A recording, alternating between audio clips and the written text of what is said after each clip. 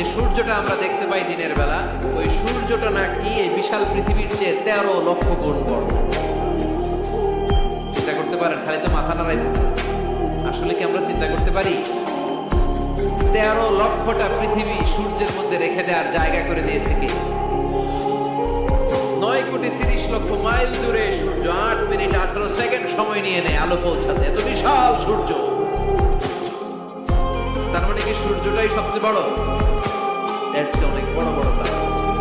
সূর্যের পরে পৃথিবীর সবচেয়ে কাছের তারার নাম প্রক্সিমা সেন্ট্রাই। গুগল করলে দেখবে যে কত তারা। এরপরে আলফা সেন্ট্রাই এ, আলফা সেন্ট্রাই বি, এভাবে তারা দুইটা ক্যারিনা, ব্যাটেল জিউস। যে সূর্য পৃথিবীর চেয়ে 13 লক্ষ গুণ বড়, ব্যাটেল জিউস নামে একটা তারা আছে। ওই তারা সূর্যের চেয়ে 33 কোটি গুণ বড়। তার মানে কি ব্যাটেল জিউসই সবচেয়ে বড় তারা?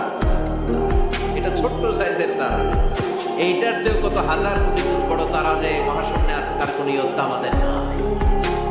এরকম হাজার হাজার million trillion zillion billion octillion তারা মিলে আমাদের এই গ্যালাক্সিটা গঠিত। আমাদের গ্যালাক্সির নাম মিল্কি ওয়ে।